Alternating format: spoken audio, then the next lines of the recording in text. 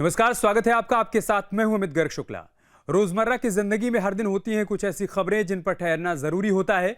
रोजमर्रा की जिंदगी में कई ऐसी घटनाएं घटती हैं जब हमारे मन को लगता है कि न्याय नहीं है। कई बार पीड़ितों को देखकर हमें लगता है कि इनके साथ न्याय होना ही चाहिए, लेकिन कभी किसी मंच से उनकी बात उठ नहीं पाती, कभी ढंग से इनके कानूनी पहलुओं को समझने की कोशिश नहीं की जाती। हमारा यह शो पीड़ितों की आवाज भी बुलंद करेगा और न्याय की लड़ाई में दलीलों और तर्कों की कसौटी पर हर मुद्दे को कसेगा भी। हम और आप जो सोचते हैं उसी को शक्ल देने की एक कोशिश है हमारा यह शो। लेकर रहेंगे न्याय।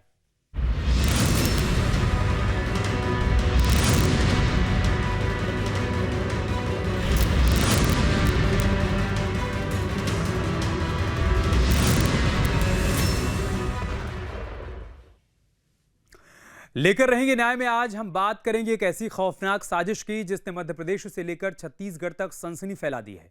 भोपाल में एक ऐसे लेडी गैंग का पर्दाफाश हुआ है जिसकी कहानी किसी क्राइम थ्रिलर से कम नहीं है, लेकिन ये कोई फिल्म नहीं, एक खौफनाक हकीकत है। आरोप है कि आफरीन और अमरीन नाम की बहनें एक ऐसा सिंडिकेट चला रही थी जिसका हथियार था ब्लैकमेलिंग, जिसका अंजाम था दुष्कर्म और जिसका अंतिम लक्ष्य था धर्मांतरण। शिकार बनी है छत्तीसगढ़ की एक बेटी। आखिर कैसे बिछाया गया ये जाल और अब आरोपियों के खिलाफ कानून का डंडा कैसे चलेगा, इसी पर एक रिपोर्ट देखिए, उसके बाद चर्चा को आगे बढ़ाएंगे।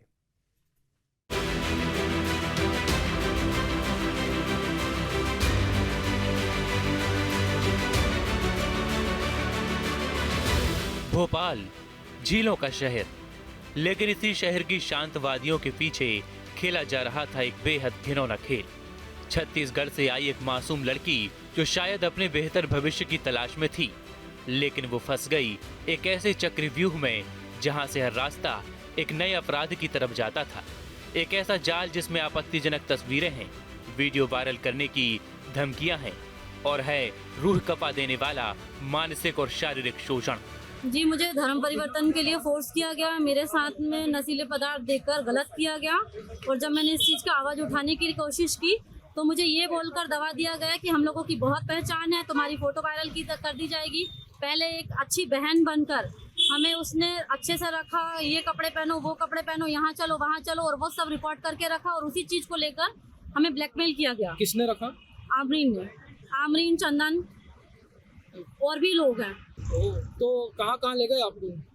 जी, ये तो भोपाल में नारायण नगर और आसिमा मॉल के पास में सागर रॉयल विलास में, वहाँ तो वो रहती थी, वहाँ हम काम करते थे। उसके बाद अब्बास नगर जो उनका घर है, वहाँ भी उनके कुछ लोग हैं जो उनके भाई लोग हैं, वो भी कुछ गलत व्यवहार करते थे। इस खौफनाक कहानी के पीछे किसी बाहुबली अपराधी का नहीं, बल्कि एक लेडी गैंग का दिमाग बताया जा रहा है। मुख्य आरोपी हैं दो बहनें, आफरीन और अमरीन।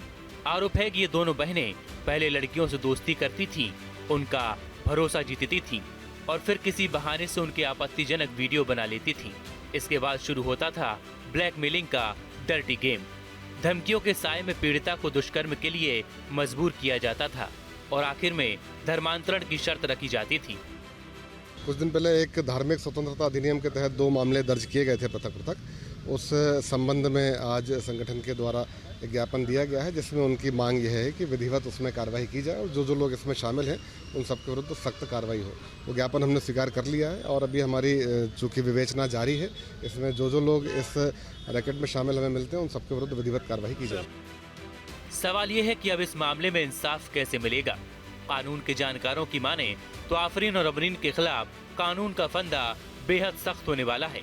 मध्य प्रदेश में धार्मिक स्वतंत्रता अधिनियम लागू है, जिसके तहत जबरन धर्मांतरण कराने पर 10 साल तक की जेल का प्रावधान है। साथ ही भारतीय न्याय संहिता के तहत आपराधिक साजिश, दुष्कर्म में मदद करना, जबरन वसूली और IT एक्ट की गैर जमानती धाराओं में केस दर्ज होना तय है। अगर आरोप साबित होते हैं तो इस लेडी गैंग का सालों तक जेल से बाहर आना नामुमकिन है। अभी तक जो मामला हुआ था उसमें दोनों मामलों में कुल मिलाकर के 6 आरोपी थे, जिनमें से 3 प्राथमिक आरोपियों को भी गिरफ्तार कर लिया गया है। शेष जो 3 हैं उनकी तलाश अभी जारी है। उसके लिए हमने आज एक पृथक से टीम गठित कर दी है। उसकी तलाश में बाहर भी जाना होगा और जैसे जैसे उनकी सूचना मिलती जाएगी वैसे वैसे हम गिरफ्तार करके विधिवत कार्रवाई करते जाएंगे। लड़की छत्तीसगढ़ की है, अपराध भोपाल में हुआ, लेकिन ये दर्द उस हर परिवार का है जिसकी बेटियां घर से बाहर रहती हैं। पुलिस को अब इस बात की भी गहराई से जांच करनी होगी कि आफरीन और अमरीन के इस गैंग का शिकार कहीं और लड़कियां तो नहीं हुई हैं। लेकर रहेंगे न्याय में, हम इस मामले की हर परत खोलेंगे। Team news state. और बातचीत के लिए हमारे साथ खास मेहमान जुड़ रहे हैं। आर.के. कपूर साहब हमारे साथ जुड़ चुके हैं, वरिष्ठ वकील हैं सुप्रीम कोर्ट में। राम प्रकाश चौबे जी हमारे साथ जुड़ेंगे, आप भी वरिष्ठ वकील हैं सुप्रीम कोर्ट में। विशाल पुरोहित हमारे साथ जुड़ेंगे, आप नेता हैं विश्व हिंदू परिषद के। सभी का बहुत बहुत स्वागत है। शुरुआत में आपसे ही कर रहा हूँ आर.के. कपूर साहब, जिस राज्य में अवैध धर्मांतरण के खिलाफ एक सख्त कानून हो, वहाँ पर ऐसी घटना का घटित होना क्या मायने रखता है? देखिए, कानून तो बनाया जाता है और कानून की अगर धाराओं की तरफ हम ध्यान दें तो कानून में तो सेक्शन 3 में क्लियर लिखा हुआ है कि ऐसा कन्वर्शन में कोई भी अगर चाहे ल्योरमेंट से किया जाए, चाहे कोर्शन से किया जाए, चाहे फ्रॉडलेंट तरीके से किया जाए या मैरिज के तरीके से किया जाए, तो ये अपने आप में ऑफेंस है। तो जब अपने में ऑफेंस है तो उसके लिए फिर सज़ा का भी प्रावधान किया गया है। जो धारा 5 है उसमें सज़ा का प्रावधान भी है। उसमें प्रावधान में क्लियर लिखा हुआ है कि उसमें सज़ा है कम से कम 1 साल की और वो 5 साल तक की जा सकती है। और अगर वो 18 साल से कम लड़की है तो उसकी सज़ा और बढ़ा के 2 साल, कम से कम 2 साल और 10 साल तक की जा सकती है। अब क्वेश्चन ये है कि धारा तो है, लेकिन जब तक वो पुलिस उसमें इन्वेस्टिगेट करके क्राइम जो क्रिमिनल है उनको पकड़ के सज़ा ना दे और एक दहशत क्रिएट ना हो, तब तक ऐसा क्राइम चलता रहता है। तो मेरे हिसाब से पुलिस का एक इसमें बहुत बड़ा रोल आ जाता है। जब ऐसा पता चल जाए कि किसी इलाके में या किसी जगह पे इस तरह की कन्वर्शन हो रही है और ख़ासकर अगर मास कन्वर्शन हो रही हो तो उसमें तो सज़ा का प्रावधान और भी ज़्यादा सख्त है। तो मेरे ख्याल में पुलिस का बहुत बड़ा रोल है। और अगर ऐसा पता चल गया है कि किसी पर्टिकुलर ग्रोह ने ऐसा एक सिस्टमेटिक प्रावधान किया हुआ है कि लड़कियों को हिरासत में लेके किसी तरीके से चाहे फुसला के उनसे एक तो दुष्कर्म कराना, फिर उनका धर्म परिवर्तन करवाना, तो मेरे ख्याल में अगर ऐसा ऑफेंस जब आ जाता है तो उनको सख्त से सख्त अगर सज़ा दी जाए तो मेरे ख्याल में वो दहशत का जो डंडा है वो दूसरों तक पहुंच जाएगा और ये क्राइम कम हो सकता है। सर, जिस तरह से इन लड़कियों ने पहले अपनी जाल में बाकी लड़कियों को फंसाया और उसके बाद धीरे धीरे उनका ब्रेन वॉश किया या फिर उनका वीडियो बनाया, उसके बाद उनको ब्लैकमेल किया, उनके ज़रिए और लड़कों को फंसाया, उनका धर्मांतरण करवाया, क्या इस पूरे घटनाक्रम को देखते हुए हम ये कह सकते हैं कि अपने आप में बहुत रेयर केस है जिस तरीके की मॉडस ऑपरेंडी इनकी तरफ से अपनाई गई? जैसे देखो, ऐसे लग रहा है कि इन्होंने उनकी वीडियो फिल्म बनाई और वीडियो फिल्म बनाने के बाद उनको ब्लैकमेल किया गया, तो उसके लिए फिर जो आईटी एक्ट है और इंफॉर्मेशन टेक्नोलॉजी एक्ट में जो सेक्शन 67A और 67B है उसमें ये क्लियर धारा लगती है, उसके अंतर्गत उनको सज़ा हो सकती है। और मेरे ख्याल में जब ये क्लियर हो जाए कि उन्हें 67A में इस मटेरियल को पब्लिश किया है जो सेक्सुअली एक्सप्लॉयटेशन है, तो उसमें उनको क्लियर सज़ा हो जाएगी। तो सज़ा होने से, और 67B में भी अगर रिपीट ऑफेंडर होता है, यानी कि जिसकी पहले कन्विक्शन हो गई है, उसने पहले ऐसा कार्य किया है, दोबारा फिर कार्य करता है, तो उसमें प्रावधान है सजा का। सजा में भी क्लियर लिखा हुआ है कि उसमें देखो 10 लाख तक फाइन है, 5 साल की सजा और 10 लाख तक फाइन है। और अगर रिपीट ऑफेंस होता है तो 7 साल की सजा और 10 लाख का फाइन है। तो ऑफेंस तो काफ़ी सीरियस माना जाता है, लेकिन ये है कि अगर पुलिस इसको इन्वेस्टिगेट करके उनको सजा देने के लिए, देखो हम तो बता सकते हैं कि कौन सी धारा में क्या सजा हो सकती है, बाकी तो पुलिस ने अपनी कार्रवाई करनी है ताकि ऐसे समाज विरोधी जो लोग हैं इस तरह के डिस्प्ले करके पब्लिश करके महिलाओं को एक्सप्लॉइट करते हैं, उनके खिलाफ कार्रवाई सख्त से सख्त होनी चाहिए। ओके, विशाल पुरोहित जी हमारे साथ जुड़ चुके हैं। विशाल जी, इस मामले को जितना गंभीर समझा जा रहा है ये उतना ही गंभीर है या उससे कहीं ज्यादा गंभीर है? क्योंकि जैसे जैसे जांच की परतें खुल रही हैं, जैसे जैसे जांच की प्रक्रिया आगे बढ़ रही है, हर रोज नए नए खुलासे हो रहे हैं, तो क्या ये माना जाए कि अभी बहुत कुछ है इस मामले में जिसका बाहर आना भी बाकी है?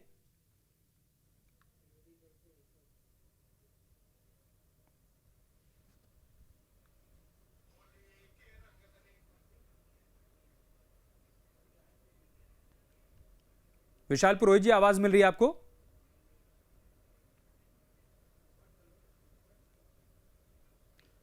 देखिए श्रीमान जी, मैं आपके न्यूज़ चैनल के माध्यम से बता देना चाहता हूं कि ये मामला गंभीर ही नहीं, अति संवेदनशील है, चिंतनीय है और निंदनीय भी है।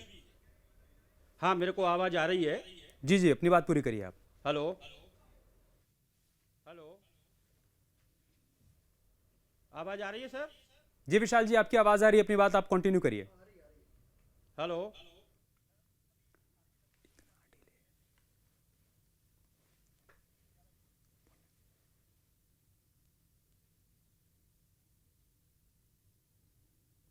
सर ये मामला बहुत ही गंभीर और अति संवेदनशील है,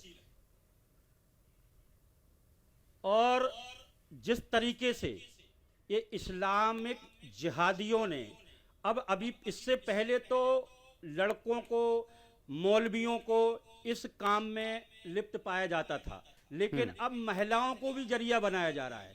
इसलिए इन्होंने इस काम की, इस संवेदनशीलता की पराकाष्ठा को पार किया है। इनको अभी तो इसमें और भी बहुत सारा, इनका एक पूरा गैंग है।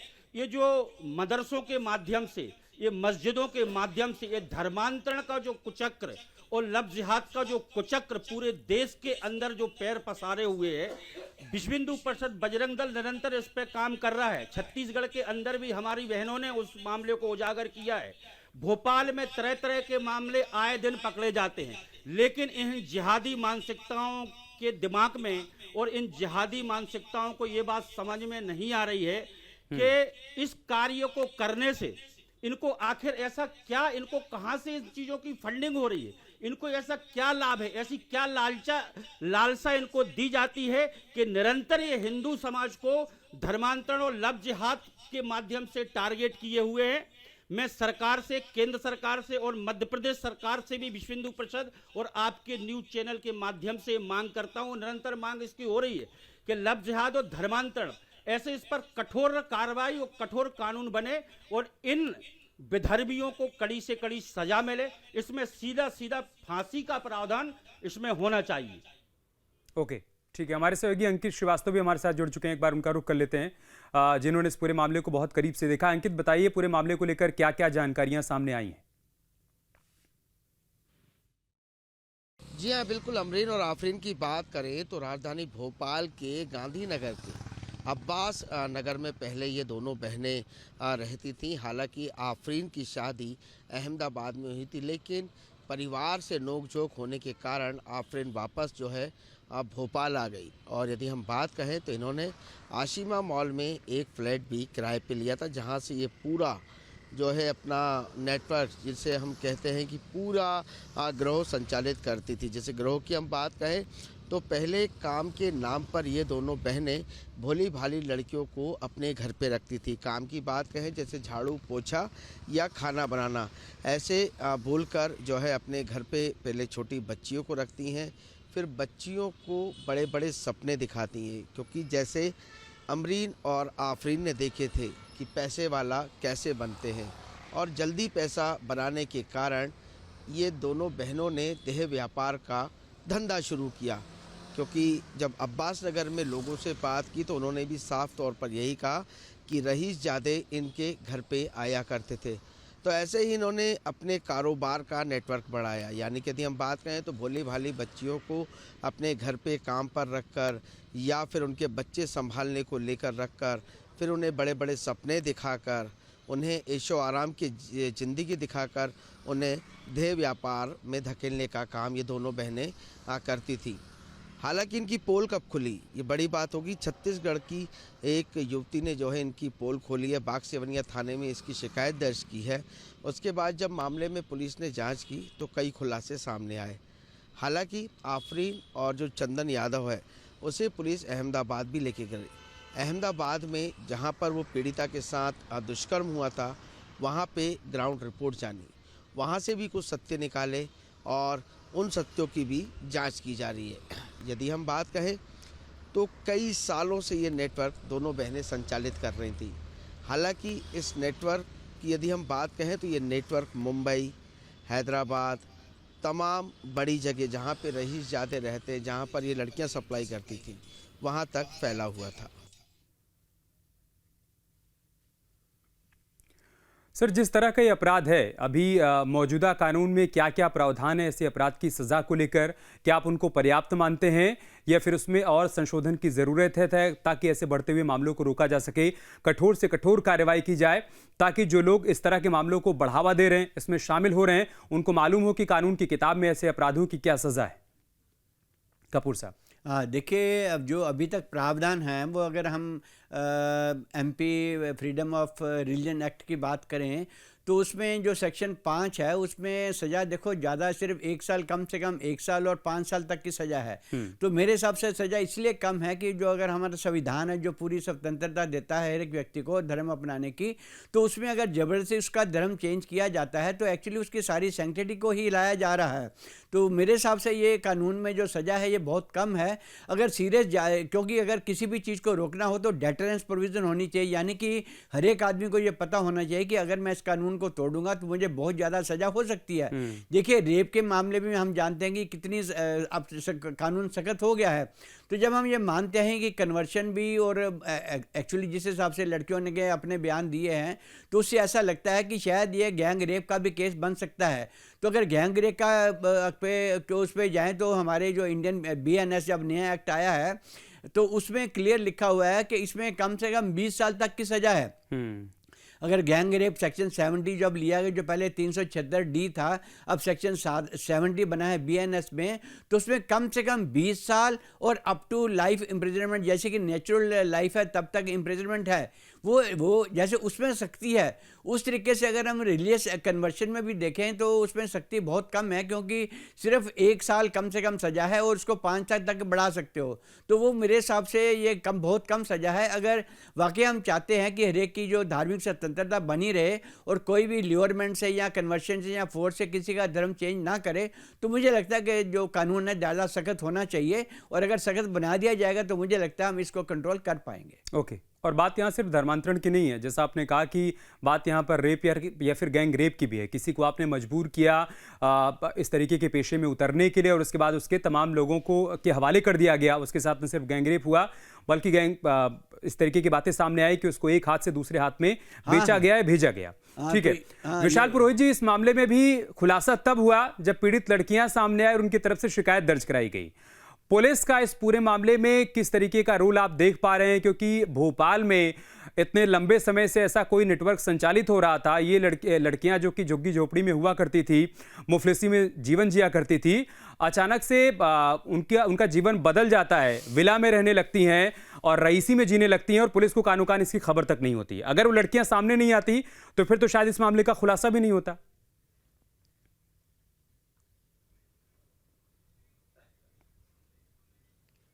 देखिए क्या है, भोपाल में इस घटना से पहले भी एक बहुत बड़ी घटना बैरागढ़ क्षेत्र से और जहांगीराबाद क्षेत्र से कुछ लड़कियों को इसी तरह के वारदात में लिप्त पाया गया था। ये क्या है, इनका एक बहुत बड़ा जिहादियों का गिरोह इसके पीछे काम कर रहा है। ये शहरी जितने भी देश के बड़े बड़े शहर है और जितने भी, अब यहाँ तक कि अब तो जो ग्रामीण क्षेत्र है वहाँ के कमज़ोर वर्ग की लड़कियों पे ये लोग नज़र रखते हैं। पहले उनको धंधा रोजगार का लालच देकर अपने झांसे में लेते हैं।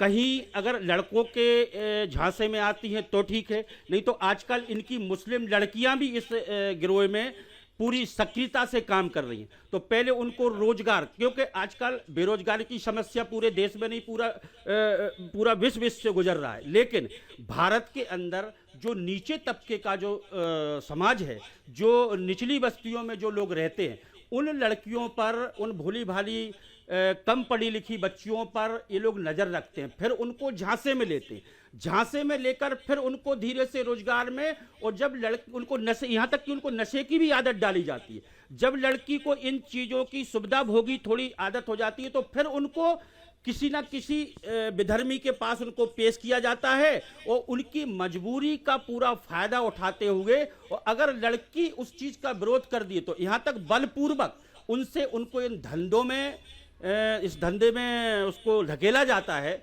और जब लड़की एक बार इस धंधे में चली गई तो फिर उससे नमाज और बुर्का पहनने जैसी, मतलब उसको कुल मिला के उसका धर्मांतरण और सारे पूरा इस्लामिक पद्धति से उसको जीवन जीने के लिए विशाल जी, इस गैंग को लेकर अभी तक जितनी बातें सामने आई हैं, विशाल जी, इस गैंग को लेकर जितनी बातें अभी तक सामने आई हैं, आपको क्या लग रहा है, सिर्फ आफरीन या अमरीन के बस की बात है, वही पूरे सिंडिकेट को संचालित कर रही थी, या फिर आपको लग रहा है कि कई बड़े प्लेयर हैं इस पूरे मामले में जिन तक अभी पुलिस पहुंच नहीं पाई है, या फिर जो बेनकाब नहीं हो पाए?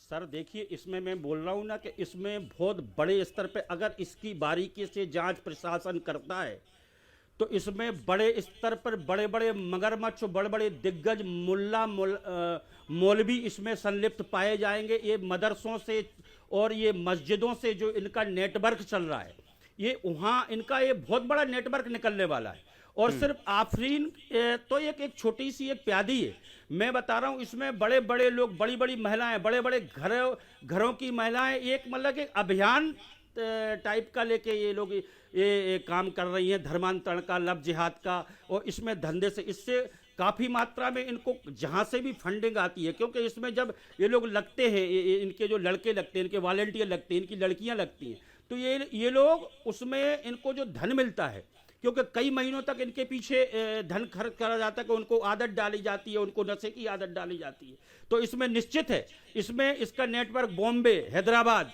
और यहाँ तक कि अपना जितने भी बड़े शहर है वहाँ से इसके सारे तार भोपाल में जुड़े हुए हैं। और ये निचली बस्तियों में, सेवा बस्तियों में भारी मात्रा में ये काम अभी भी जारी है। इस पे प्रशासन को गंभीरता से चिंतन करना चाहिए। विश्व हिंदू परिषद बराबर इस काम इन लोगों की गतिविधियों पर नजर बनाए हुए है और अपनी इस दिशा में काम कर रहा है। और ऐसा नहीं है, समय समय पर पुलिस पूरी कड़ी कार्रवाई करती है, लेकिन इसमें एक कानून ऐसा बनना चाहिए कि जैसे अभी सर ने कहा है कि कानून का जब जैसे कि सीधा है कि मर्डर केस में इस फांसी होगी, तो इस केस में भी अगर धर्मांतरण और लव जिहाद के मामले में कोई व्यक्ति पाया जाता है, कोई लड़की पाई जाती है, तो उसको कड़ी से कड़ी सजा इसमें मिले तो कहीं ना कहीं हद तक इस पे रोक लग सकती है। लेकिन विधर्मी है, ये अपनी आदत से बाज नहीं आएंगे। विश्व हिंदू परिषद का जो 67A और 67B है उसमें सजा का प्रावधान बहुत कम है, 5 साल की सजा तो कुछ भी नहीं होती है। और इतना आजकल आईटी टेक्नोलॉजी को जिस तरह एक्सप्लॉयटेशन हो रही है, मुझे लगता है सजा का प्रावधान वहाँ भी ज़्यादा सख्त होना चाहिए। सही बात है सर, ये चर्चा भी तेज हो गई है कि साइबर अपराध के मामले जिस तरीके से बढ़े हैं, तो जाहिर सी बात है कि इसमें भी सजा और कड़ी होनी चाहिए। एक बार फिर से अंकित का रुख कर लेते हैं। अंकित, बताइए कि इस पूरे मामले में जिम्मेदारों का क्या कहना है और कार्रवाई अभी तक क्या हुई है? जी हाँ, बिल्कुल, यदि हम बात कहें तो इसमें अभी प्राथमिक दृष्टि पर जो है अमरीन, आफरीन और चंदन यादव को गिरफ्तार किया है। अहमदाबाद में चूँकि यासीन नाम के लड़के ने दुष्कर्म किया था, तो उसे भी जो है गिरफ्तार करने के लिए जो है भोपाल पुलिस पहुंची। हालांकि यासीन अभी तक मिला नहीं है। कहीं ना कहीं बात कहें तो मामला जो है वो अब वरिष्ठ अधिकारियों के खेमे में आ गया है, उसकी जांच की जा रही है। वरिष्ठ अधिकारी इस मामले की जांच कर रहे हैं और जांच में पता लगा रहे हैं कि आखिरकार दिल्ली का नाम सामने आया, मुंबई का नाम सामने आया और अहमदाबाद का नाम सामने आया, तो ये नेटवर्क आखिर कहां तक फैला था। क्योंकि छत्तीसगढ़ से आई 2 युवतियों ने शिकायत दर्ज की, उसके बाद मामला संज्ञान में लिया गया। संज्ञान में लिया तो मामला सत्य पाया। मामला सत्य पाने के बाद जो है कई गिरफ्तारियां हुई। तो कहीं ना कहीं देखें, मामला पेचीदा तो होता जा रहा है। हालांकि अभी दोनों बहनों से पूछताछ की जा रही है, चंदन से पूछताछ की जा रही है और बाकी इस नेटवर्क में जो सम्मिलित है उन सभी की तलाश की जा रही है। तलाश के बाद ही पूरे नेटवर्क का खुलासा होगा कि आखिरकार ये इतना बड़ा नेटवर्क दोनों बहनों ने बनाया कैसे। क्योंकि धर्मांतरण की बात भी सामने आ रही है। पहले बच्चियों के साथ दुष्कर्म करना, उसके बाद उन्हें धर्मांतरण करने के लिए मजबूर करना। यदि चंदन यादव की बात कहें तो वो हिंदू था, लेकिन उसने बाद में इस्लाम कबूल कर लिया, ऐसा दोनों बहनों ने बताया है। कहीं ना कहीं देखें तो ये मामला साफ तौर पर देखें देह व्यापार, धर्मांतरण और तमाम उस एंगलों को जोड़ता है जिसमें पीड़िता बच्चियां अभी सामने नहीं आई हैं। क्योंकि अभी तो केवल छत्तीसगढ़ से 2 बच्चियाँ सामने आई हैं, और भी हो सकता है पीड़िता अलग अलग शहर से सामने आए, उनकी शिकायत पर भी जो है काम किया जाए। सही बात है। कपूर सर, कोई केस स्टडी अगर आप उसका जिक्र करना चाहें कि इस तरीके से धर्मांतरण के मामले सामने आए हों और उसमें परत दर परत जब खुलासा हुआ हो तो इसी तरीके की कुछ तस्वीर सामने आई हो जिसका आप जिक्र करना चाहते हैं। अभी ऐसा नहीं, सुनने में तो काफ़ी आया लेकिन एग्जैक्ट डाटा तो अवेलेबल नहीं है। लेकिन ऐसा माना जा रहा है कि ये देखो, जब कोई एक केस होता है ना तो वो एक केस सिर्फ ये बताता है कि इसके पीछे कितना और बड़ा नेटवर्क हो सकता है। हाँ, अगर ये भी केस अगर मान लो सामने नहीं आता तो हम इस बात में चर्चा ही नहीं कर पाते। अब कम से कम इस केस से जब चर्चा खुल रही है तो मुझे लगता है पुलिस का बहुत बड़ा इसमें योगदान होगा, ताकि वो ये पता कर पाएँ कि इनके पीछे कौन सा साजिश का ग्रोह है जो इनको सपोर्ट कर रहा है। अदरवाइज देखो, इतनी एज में इनको सपोर्ट कहीं से मिल रही होगी, वरना इतनी लड़कियों को फुसलाना, उनको पैसे देना, फिर उनको एक व्यक्ति से दूसरे व्यक्ति तक पहुंचाना, उनको ल्योरमेंट रखनी, इतना आसान काम नहीं है, 2-3 आदमियों का काम नहीं है। उसमें काफ़ी बड़ा मुझे लगता है गिरोह जरूर होगा जो उनको सपोर्ट कर रहा है। उसमें पुलिस की बड़ी मेरा ख्याल है इन्वेस्टिगेशन भी होनी चाहिए और ये पता करना चाहिए कि ऐसा गिरोह कहाँ है और उसको रोका जाए। इसीलिए हमने इस मुद्दे को उठाया भी है सर, और हम कह रहे हैं कि लेकर रहेंगे न्याय। बहुत अच्छा किया। ये तो 2 लड़कियां सामने आई, हो सकता है बहुत सारी लड़कियां भी सामने ना आ पाई हो, हिम्मत ना जुटा पाई हो। और बहुत जरूरी है कि ऐसे गिरोह और ऐसे गैंग पर शिकंजा कसा जाए, उन पर कार्रवाई हो और विशाल जी लोग जो लड़ाई लड़ रहे हैं उसको अंजाम तक पहुंचा पाए। ये न्यूज देख के बाकियों को थोड़ा और मतलब हौसला हो, वो भी आगे पुलिस के आगे अपनी जुबान खोल सकती है। बहुत बहुत शुक्रिया आप दोनों का हमारे साथ जुड़ने के लिए, चर्चा का हिस्सा बनने के लिए। खबरें जारी हैं, आप बने रहे हमारे साथ। नमस्कार।